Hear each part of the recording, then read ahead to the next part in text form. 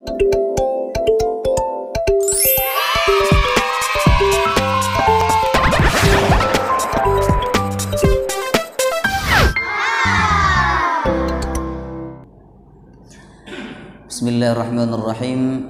Alhamdulillahi rabbil alamin.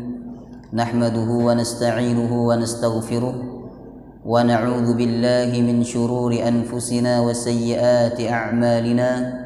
Man yahdihillahu fala mudilla lahu wa man yudlil fala hadiya lahu.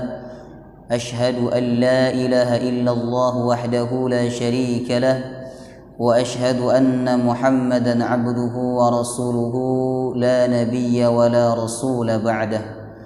اللهم صل على سيدنا محمد وعلى آله وصحبه وبارك وسلم أجمعين. يا أيها الذين آمنوا اتقوا الله حق تقاته ولا تموتن إلا وأنتم مسلمون. اللهم إنا نسألك علما نافعا ورزقا طيبا وعملا متقبلا. Ya Allah, kami memohon kepadamu ilmu yang bermanfaat, rizki yang baik dan amal yang diterima. Allahumma anta ya muyassir, yassir umurana umurad dunya wal akhirah.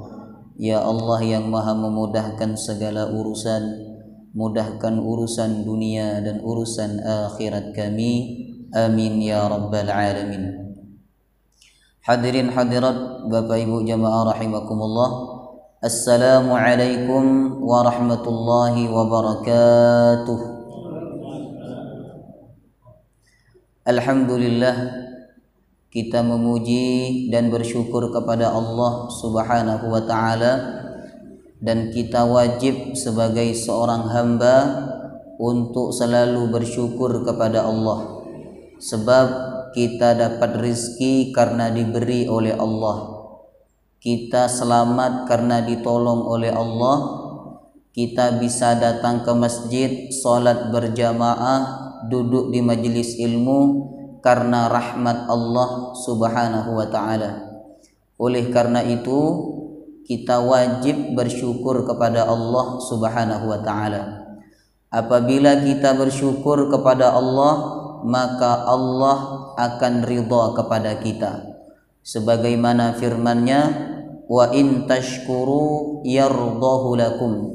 Jika kalian bersyukur kepada Allah, Allah ridha kepada kalian. Salah satu nikmat yang wajib kita syukuri yaitu nikmat kita digerakkan oleh Allah untuk membaca, memahami dan mengamalkan kitab suci Al-Qur'anul Karim. Semoga kita mendapatkan keberkahan dan syafaat Al-Qur'an. Amin ya rabbal alamin. Hadirin, malam hari ini kajian tafsir juz 30 pindah surah Al-Fajr. Setelah beberapa pertemuan kita mengkaji surah Al-Balad. Pekan kemarin kita sudah menyelesaikan tafsir surah Al-Balad.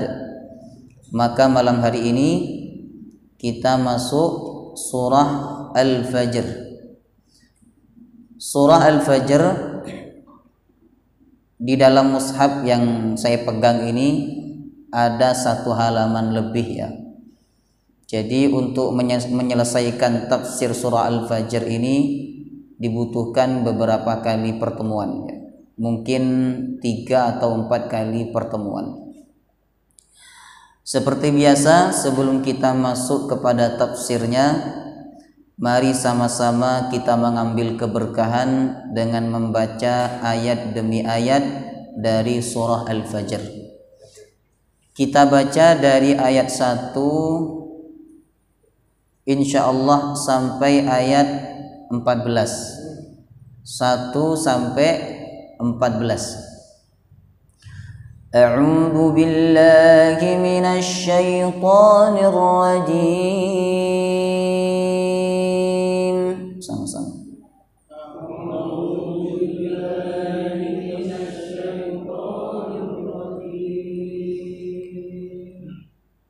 kurang semangat Pak. Ta'awuznya kurang semangat ya. Kayak belum makan puasa. A'udzu billahi minasy syaithanir rajim. Sama-sama. A'udzu billahi minasy syaithanir rajim. Bismillahirrahmanirrahim. Bismillahirrahmanirrahim. Wal fajr. Cara membaca huruf sukun kemudian bertemu juga dengan huruf hidup yang disukunkan, huruf terakhirnya dibawa sedikit saja. Wal fajr, sama-sama. Wal fajr, jangan berlebih-lebihan. Contohnya begini, wal fajr. Wal fajr itu cara baca yang keliru. Atau yang keliru juga huruf ra-nya tidak dibawa. Contoh wal fajr, ra-nya tidak dibawa, juga keliru.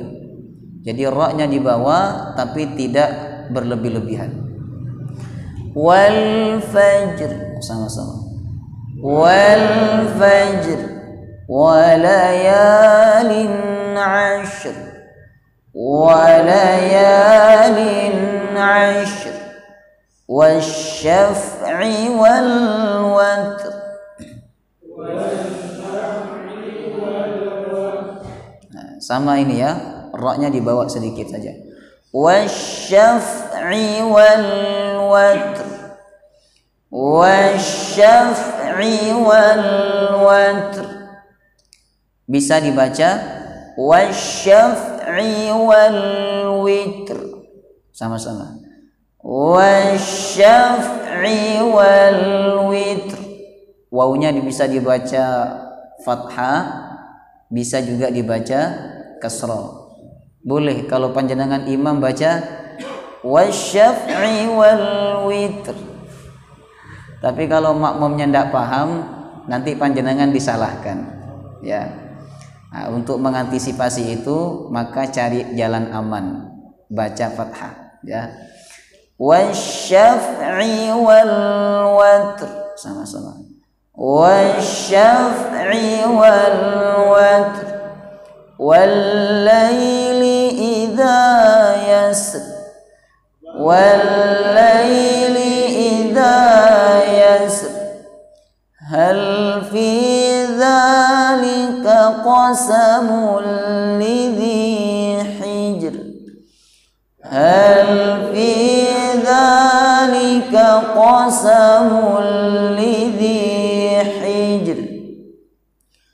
Alam tara kaifa fa'ala rabbuka bi'ad. Alam tara kaifa fa'ala rabbuka bi'ad. Irama dzatil 'imad. Irama dzatil 'imad.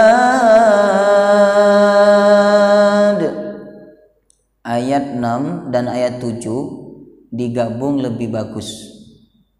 Jadi bacanya begini.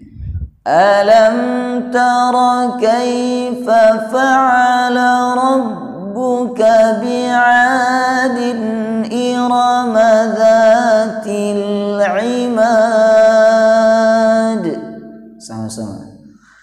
Alam tara kaifa fa'ala rabbuka bi'adin irama dzatil 'imad allati lam yukhlaq mithluha fil bilad.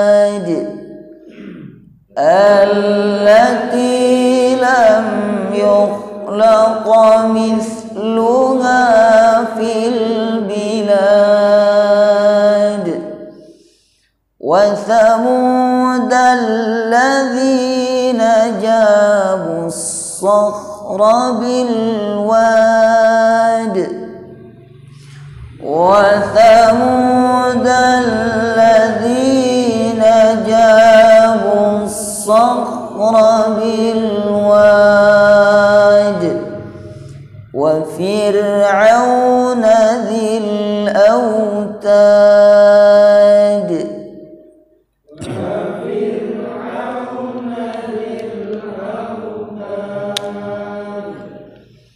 الذين طغوا في البلاد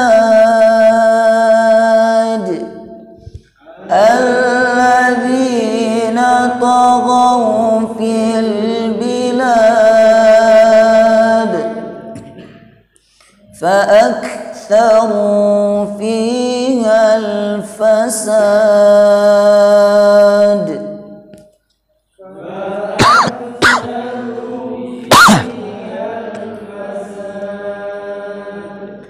فصب عليهم ربك سوط عذاب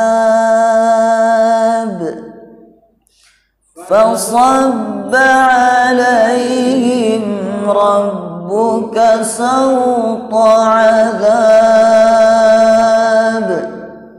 إن ربك لبالمرصاد إن ربك لبالمرصاد.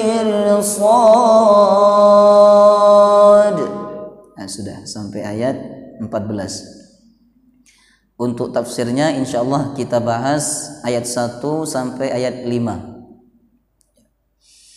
Karena ini baru kajian tafsir surah Al-Fajr ya, maka sebelum masuk kepada tafsirnya perlu kita memahami beberapa pengantar yang berkaitan dengan surah Al-Fajr. Pertama, tentang turunnya surah Al-Fajr. Surah ini turunnya sebelum Nabi hijrah, maka tergolong sebagai surah Makkiyah. Ulama mengatakan bahwa surah ini merupakan surah yang ke-10 turun kepada Rasulullah sallallahu alaihi wasallam. Kalau di dalam Al-Qur'an surah ini urutannya surah yang ke-89. Tapi dari segi turunnya kepada Nabi, surah ini merupakan surah yang ke-10 turun kepada Rasulullah sallallahu alaihi wasallam. Dan surah ini turun sebelum Nabi hijrah, makanya disebut Makkiyah. Jadi tolak ukurnya Makkiyah Bapak Ibu, tolak ukurnya adalah waktu bukan tempat. Apabila ada ayat atau surah yang turun sebelum Nabi hijrah, berarti masuk dalam kategori Makkiyah. Kalau turunnya setelah Nabi hijrah ke Madinah, maka surah atau ayat itu terkategori dalam golongan Madaniyah. Kemudian nama surah ini yang saya temukan dalam kitab tafsir hanya satu, yaitu nama Al-Fajr. Jadi surah ini tidak ada nama lain, beda dengan surah-surah yang lainnya. Seperti Al-Ikhlas itu kan banyak namanya, dia punya 20 nama. Adapun surah Al-Fajr ini hanya memiliki satu nama, yaitu Al-Fajr. Diambil dari ayat pertama, Wal Fajr. Kemudian tema surah ini secara garis besar ancaman kepada orang-orang kafir Mekah agar mereka tidak mendapatkan azab sebagaimana azab yang Allah timpakan kepada umat terdahulu karena mereka tidak beriman kepada nabinya. Jadi Allah mewanti-wanti orang Mekah saat itu, jangan sampai kalian wahai orang Mekah mendapatkan azab sebagaimana azab yang ditimpakan kepada umat terdahulu gara-gara mereka tidak beriman kepada nabinya. Baik, itu tema besar surah Al-Fajr. Kemudian ada satu riwayat hadis tentang surah Al-Fajr dari sahabat riwayat dari Imam An-Nasa'i dari sahabat Jabir bin Abdullah. Jabir bin Abdullah bercerita bahwa suatu waktu sahabat Mu'adz bin Jabal menjadi imam salat. Lalu ada seseorang yang ikut bersama Imam Mu'adz bin Jabal, ya. Dia ikut bersama Mu'adz bin Jabal menjadi makmumnya. Tapi saat itu Bapak Ibu, Mu'adz bin Jabal memanjangkan bacaan solatnya, ya, memanjangkan bacaan solatnya. Dikatakan dalam riwayatnya bahwa solat yang dilakukan oleh Mu'adz bin Jabal adalah solat Isya. Dipanjangkan bacaannya oleh Mu'adz bin Jabal. Akhirnya laki-laki tadi yang ikut menjadi salah satu makmum dari Mu'adz bin Jabal, dia mengundurkan diri. Jadi dia membatalkan sholatnya, lalu sholat sendirian di pojokan masjid, ya. Karena kalau ikut sholatnya Mu'adz bin Jabal panjang, ya, bisa jam 8 atau jam 9 baru selesai. Maka dia membatalkan sholatnya. Setelah itu dia melanjutkan sholatnya sendiri, ya. Kemudian setelah selesai sholat dia langsung pulang. Ada seseorang yang menceritakan kejadian itu kepada Mu'adz bin Jabal. Wahai Mu'adz, ada seseorang yang memisahkan diri dari sholat. Lalu dia sholat sendiri di belakang, setelah itu dia pulang. Apa kata sahabat Mu'adz? Munafik, itu orang munafik. Munafik, kata Mu'adz. Lah berita dia orang munafik sampai kepada dia, maka dia pun tidak terima Bapak Ibu. Dia tidak terima, akhirnya dia lapor ke Rasulullah. Ya Rasulullah, saya dikatakan orang munafik gara-gara saya memisahkan diri dari jamaah. Sebab Mu'adz bin Jabal imam bacaannya sangat panjang. Kemudian Nabi SAW memanggil sahabat Mu'adz bin Jabal. Dipanggil oleh Nabi. Apa kata Nabi? Afattanu ya Mu'adz, wahai Mu'adz, apakah engkau ingin membuat fitnah dalam agama ini? Jadi orang buat fitnah itu tidak hanya mereka yang mengejek Islam, tidak hanya mereka yang menghina Islam, tapi imam bacaannya panjang sampai makmumnya gelisah, itu juga termasuk orang yang telah membuat fitnah dalam Islam. Kemudian Nabi SAW memberikan solusi. Apa kata Nabi? Aina anta min sabbihisma rabbikal a'la wasyamsi wa duhaha wal fajri wal laili idza yaghsha. Di manakah engkau dengan surat sabbihisma rabbikal a'la wasyamsi wa duhaha wal fajri wal laili idza yaghsha? Kata Nabi, jangan baca yang panjang-panjang, baca yang sedang saja, yaitu surah Al-A'la, Asy-Syams, Al-Fajr, kemudian Al-Lail. Maka jemaah rahimakumullah, ini dalil ketika panjenengan menjadi imam di masjid umum seperti ini, ya, maka Nabi memerintahkan kita untuk meringankan solatnya. Nabi melarang memanjangkan bacaan solat. Masjid umum. Kalau masjid khusus silahkan. Misalnya di pesantren, ya, kiainya baca panjang. Kan di pesantren itu apa kata kiainya, ya. Tapi tidak ada pesantren yang bacaannya panjang, Pak. Jarang. Saya dulu di pesantren bacaannya Qul huwallah, Inna a'taina, pendek-pendek, ya. Karena setelah itu santri-santri harus belajar, ya. Kalau di masjid umum panjenengan menjadi imam, maka jangan dipanjangkan bacaannya, ya.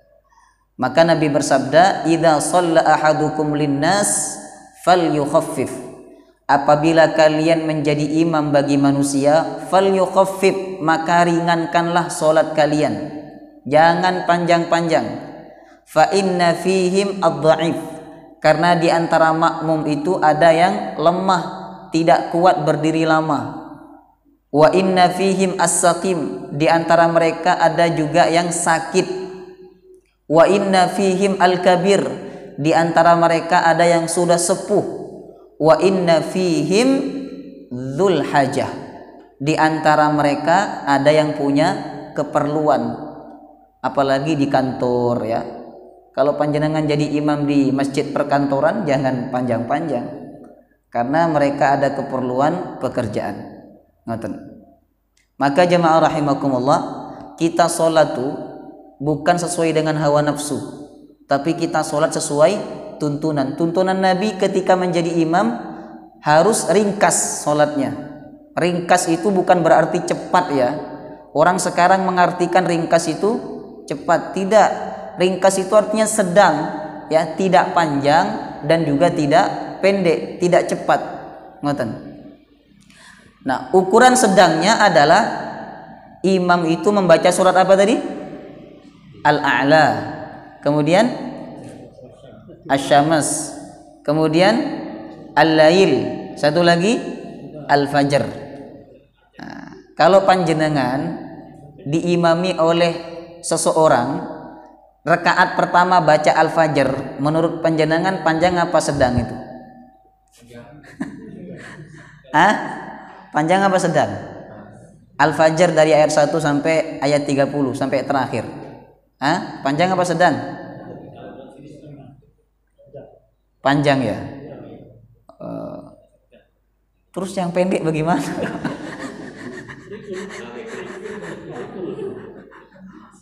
Ya, kalau Al-Fajr ini panjang, tapi memang tergantung imamnya. Kalau imamnya baca wal fajr walayalin ashr wasyaf'i wal watr, ya panjang Pak, panjang. Imamnya baca begitu panjang, makmumnya pasti batuk itu, batuk.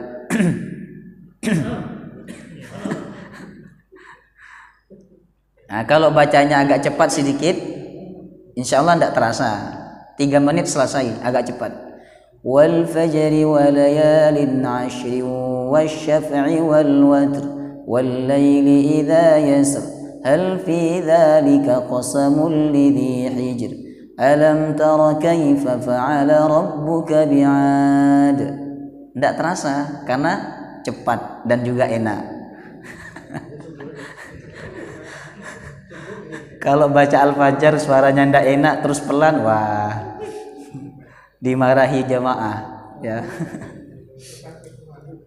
Maka jamaah rahimakumullah, jadi dalam menjadi imam itu ada adab-adabnya. Nah, di antara adabnya adalah kata Nabi, fal yukhaffif, ringankan bacaannya. Baik, itulah riwayat yang berkaitan dengan surah Al-Fajr. Sekarang kita masuk kepada tafsir. Surah ini dimulai oleh Allah dengan 5 kali bersumpah. 5 kali bersumpah. Kalau di surah Al-Balad Allah bersumpah sebanyak 4 kali. Sedangkan di surah Al-Fajr Allah bersumpah sebanyak 5 kali. Pertama Allah bersumpah demi wal fajr, fajar. Kemudian yang kedua Allah bersumpah demi layalin ashr, malam-malam yang 10.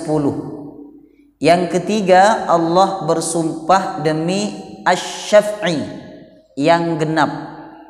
Kemudian yang keempat Allah bersumpah demi al-watri, yang ganjil.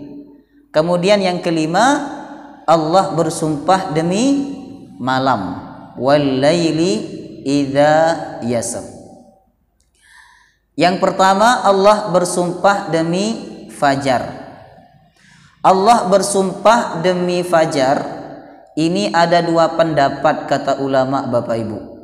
Pendapat pertama mengatakan bahwa fajar yang dimaksud adalah waktu fajar. permulaan waktu subuh. Sedangkan pendapat yang kedua mengatakan fajar di sini adalah salat subuh. Karena nama lain salat subuh adalah salat fajar. Sebagaimana firman Allah, Aqimis salata liduluki syamsi ila ghasaqil laili wa qur'anal fajr. Inna qur'anal fajri kana mashhuda. Di antara dua pendapat, pendapat pertama mengatakan waktu fajar, pendapat kedua mengatakan salat subuh. Pendapat yang paling kuat adalah pendapat yang mengatakan waktu fajar. Berarti artinya wal fajri, demi waktu fajar. Waktu fajar tuh mulai kapan sampai kapan? Waktu fajar tuh mulai kapan sampai kapan? Mulai masuknya waktu subuh sampai terbitnya matahari. Itu waktu fajar. Kira-kira berapa jam itu? Ada 1 jam. 1 jam. Sekarang subuhnya jam berapa? Jam 4 kurang 10 ya. Sedangkan tulunya jam 5 lebih 10. Berarti 1 jam 20 menit ya. 1 jam 20 menit. Itu waktu fajar. Allah Subhanahu wa taala bersumpah dengan waktu fajar, menunjukkan bahwa waktu fajar, waktu dari masuknya waktu subuh sampai terbitnya matahari, itu memiliki keistimewaan tertentu. Apa keistimewaannya? Pertama, waktu itu mendapatkan doa berkah dari Rasulullah sallallahu alaihi wasallam. Nabi bersabda, Allahumma barik li ummati fi bukuriha. Ya Allah, berkahi umatku pada waktu paginya. Dapat doa berkah. Makanya Nabi, Bapak Ibu, kalau beliau ngirim pasukan, biasanya beliau ngirim ba'da subuh. Dikirim pasukan itu, disuruh berangkat dulu. Ya. Sahabat-sahabat dulu kalau mereka ingin berangkat dagang, maka mereka berangkatnya ba'da subuh. Karena itu waktu yang berkah, sehingga hasil yang didapatkan dari dagang itu insya Allah hasilnya berkah. Makanya Nabi tidak suka umatnya tidur setelah subuh. Tidak suka Nabi. Sahabat Umar bin Khattab berkata, orang yang sholat malam lalu setelah subuh dia tidur, dibandingkan orang yang tidak sholat malam kemudian dia subuh bangun dan setelah subuh dia tidak tidur, masih lebih mulia orang yang tidak sholat malam dan setelah subuh dia tidak tidur. Saking jeleknya orang yang mempunyai kebiasaan tidur setelah subuh, karena dia telah melewati waktu yang berkah. Ya. Itu kemuliaan yang pertama. Jadi waktu itu mendapatkan doa berkah dari Rasulullah sallallahu alaihi wasallam. Kemudian yang kedua, Nabi suka mengisi waktu ba'da subuh sampai terbitnya matahari dengan zikir kepada Allah. Dikatakan dalam hadis yang sahih bahwa Nabi setelah sholat subuh, beliau tidak pulang ke rumahnya. Beliau duduk tarabba. Tarabba itu bersila. Begini ya. Nah, beliau bersila di tempat sholatnya. Dulu tempat sholat Nabi itu tidak ada yang berani menempati. Makanya kiai-kiai dulu kan mengajarkan, kamu tidak boleh duduk atau berdiri di tempat pengimaman ini, sebab tempat pengimaman ini khusus untuk imam. Ya.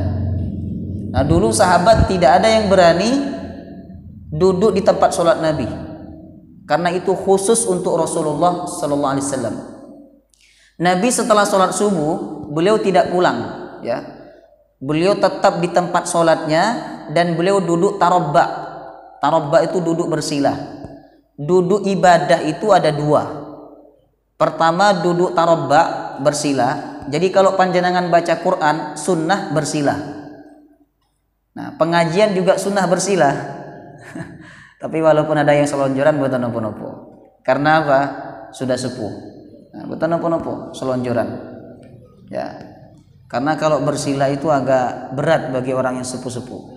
Nggih, berat. Geringgingan. Oh, nggih, Bu.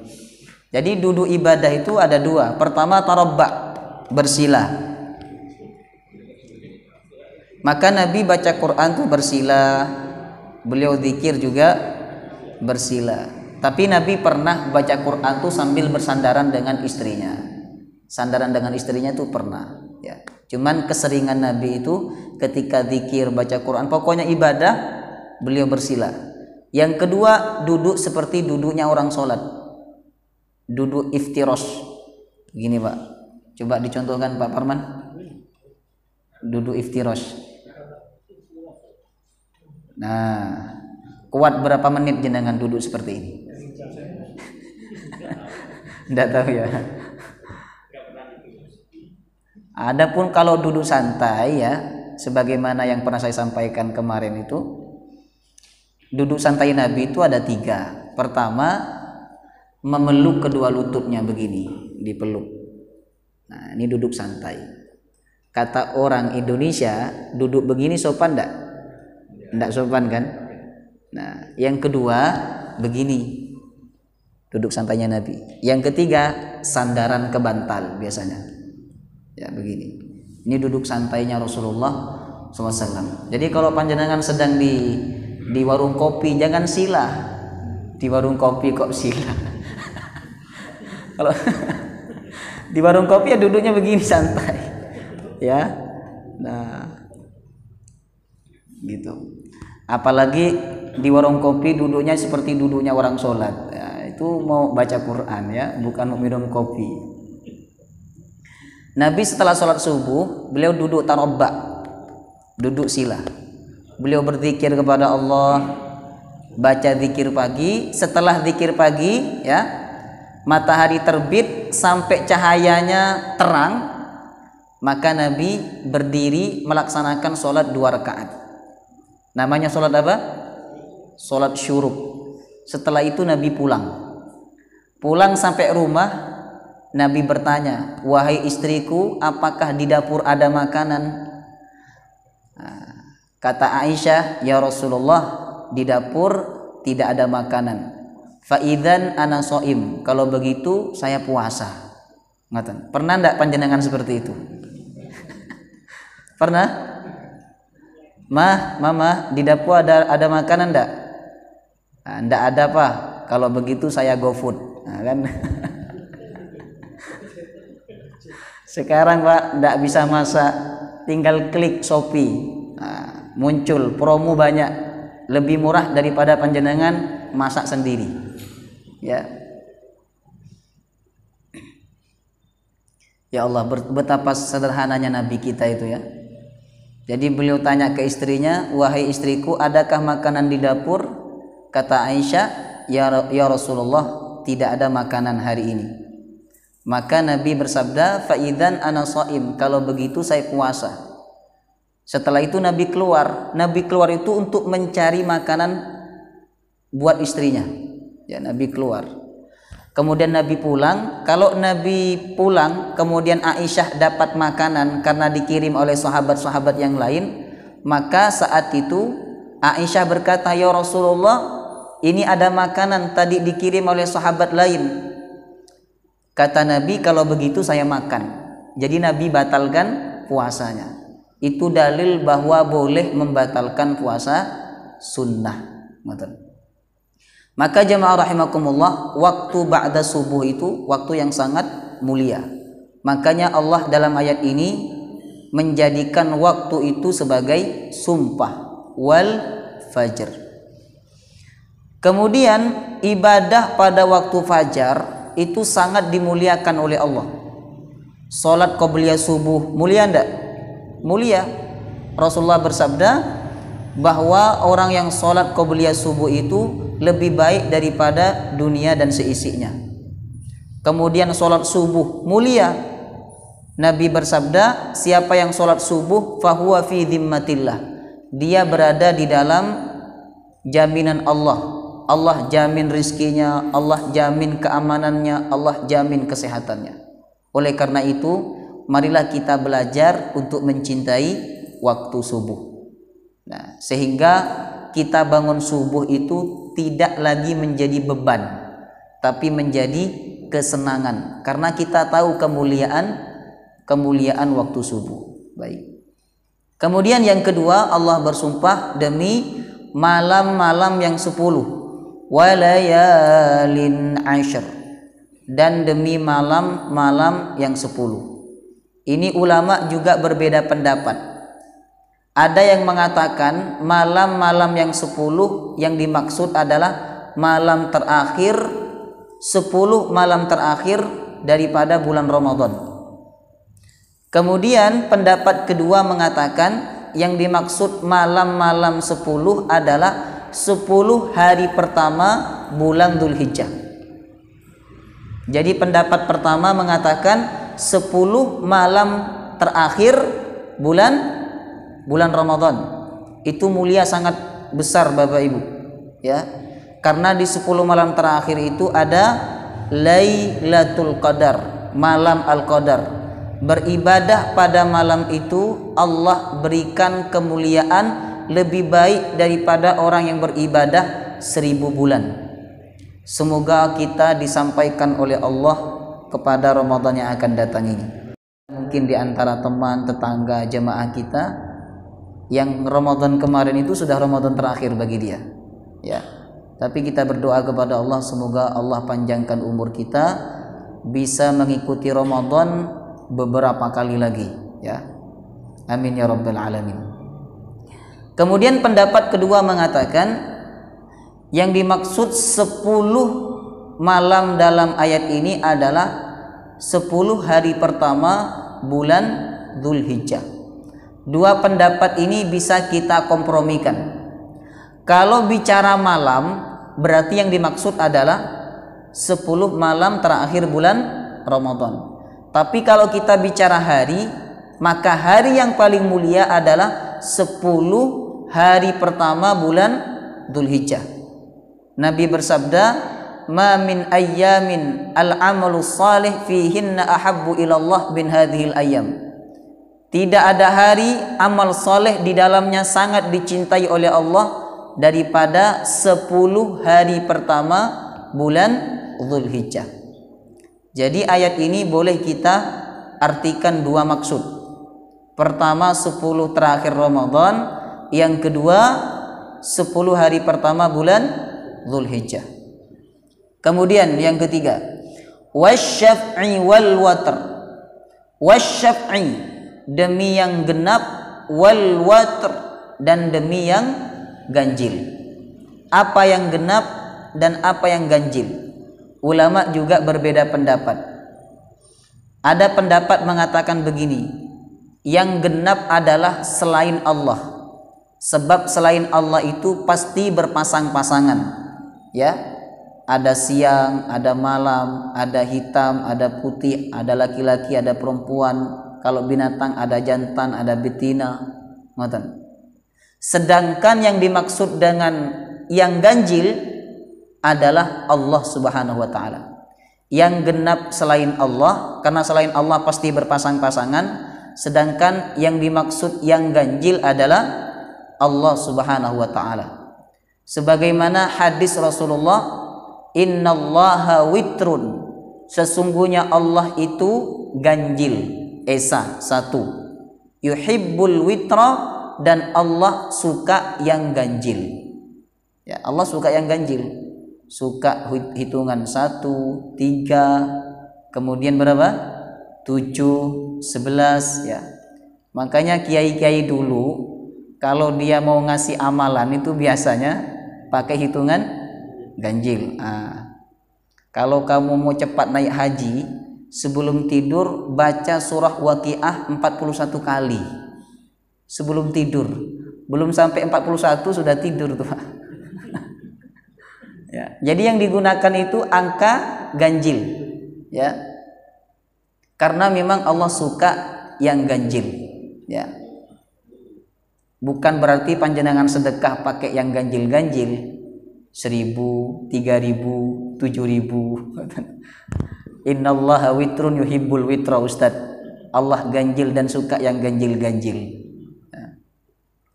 Kemudian yang terakhir, wal laili idza yasar. Allah bersumpah demi malam. Allah bersumpah demi malam menunjukkan bahwa yang bisa mendatangkan waktu malam itu hanya Allah Subhanahu wa taala. Allah berfirman, "Wa min ayatihil lailu wan nahar." Di antara tanda kebesaran Allah adalah datangnya waktu malam dan datangnya waktu siang. Makanya Bapak Ibu, kalau sedang masuk waktu malam, yang harus kita rasakan adalah kebesaran Allah Subhanahu wa taala. Ya, masuk waktu malam, rasakan kebesaran Allah. Datang waktu siang, rasakan kebesaran Allah Subhanahu wa taala. Jangan sampai ketika kita masuk waktu malam kita tidak ingat kebesaran Allah Subhanahu wa taala, ya. Jadi pertama yang harus kita ingat ketika masuk waktu malam, Allahu Akbar adalah Allah Subhanahu wa taala. Ingat kebesaran Allah. Makanya panggilan sholat itu yang dipanggil apa? Allah. Allahu Akbar, Allahu Akbar, Allah Maha Besar. Ya. Itu untuk mengajarkan kepada kita agar kita merasakan kebesaran Allah ketika masuk waktu malam, merasakan kebesaran Allah ketika masuk waktu siang. Kemudian Allah Subhanahu wa taala bersumpah demi malam atau dengan malam, menunjukkan bahwa waktu malam itu lebih mulia daripada waktu siang. Apa kemuliaan waktu malam? Pertama, sholat sunnah pada malam hari itu lebih utama daripada sholat sunnah pada siang hari. Bahkan Nabi bersabda, afdalus sholah ba'dal faridah sholatul lail. Sholat yang paling utama setelah sholat wajib adalah sholat malam. Sholat malam mulia. Kemudian yang kedua, jemaah rahimakumullah, Allah turun ke langit dunia di sepertiga malam, dalam tanda kutip ya. Allah turun ke langit dunia pada waktu sepertiga malam. Kemudian Allah menawarkan 3 permintaan. Yang pertama, Allah berfirman, hal mim mustaghfir fa'aghfirulah. Apakah ada malam hari ini yang minta ampun, aku akan ampuni. Hal min taib, apakah ada yang bertaubat, aku akan terima taubatnya, kata Allah. Dan yang ketiga, hal min dhi hajah fa'u'tiya su'lah. Apakah ada yang punya hajat, minta kepada saya malam hari ini, fa'u'tiya su'lah, maka saya akan berikan hajat-hajatnya. Itulah kemuliaan waktu malam. Kemudian yang ketiga, waktu malam adalah waktu di mana manusia didatangkan ketenangan oleh Allah Subhanahu wa taala. Sebagaimana firman Allah, wa ja'alnal laila sakana, dan kami jadikan waktu malam itu sakana, sebagai ketenangan. Tenangkan kita pada waktu malam, bisa tidur dengan nyenyak, ya, bisa istirahat dengan tenang pada waktu malam. Itu nikmat dari Allah Subhanahu wa taala yang harus kita sadari. Makanya sebelum kita tidur itu kita sebut nama siapa? Allah. Bismikallahumma ahya wa bismika amut. Setelah tidur, ya, bangun dari tidur, kita juga sebut nama Allah. Sebab kita bisa tidur karena Allah, kita bisa bangun tidur juga karena Allah. Maka setelah kita bangun tidur, kita ucap nama Allah. Alhamdulillahilladzi ahyana ba'dama amatana wa ilaihin nusyur. Maka jemaah rahimakumullah, wajar jika Allah bersumpah dengan waktu malam, karena waktu malam punya beberapa keistimewaan yang tidak dimiliki oleh waktu siang. Kemudian ayat yang kelima terakhir, hal fi dzalika qasamun lidzi hijr. Sungguh dalam sumpah-sumpah itu terdapat pelajaran dan peringatan lidzi hijr, bagi orang yang berakal. Orang yang berakal bisa mengambil pelajaran dari sumpah-sumpah ini. Tapi orang yang tidak menggunakan akalnya, maka dia tidak akan mau mengambil pelajaran dari sumpah-sumpah yang Allah sebutkan di awal-awal surah Al-Fajr. Wallahu ta'ala a'lam bis-shawab. Baik, sebelum ditutup mungkin ada pertanyaan. Silakan Bapak Ibu. Ada pertanyaan? Dari ibu-ibu ada pertanyaan? Belum ya? Baik, jika tidak ada pertanyaan, kita cukupkan sampai di sini. Semoga bermanfaat. Semoga kajian kita menambah iman kepada Allah Subhanahu wa taala. Amin ya rabbal alamin. Subhanakallahumma wa bihamdika asyhadu an la ilaha illa anta astaghfiruka wa atubu ilaik. Assalamualaikum warahmatullahi wabarakatuh.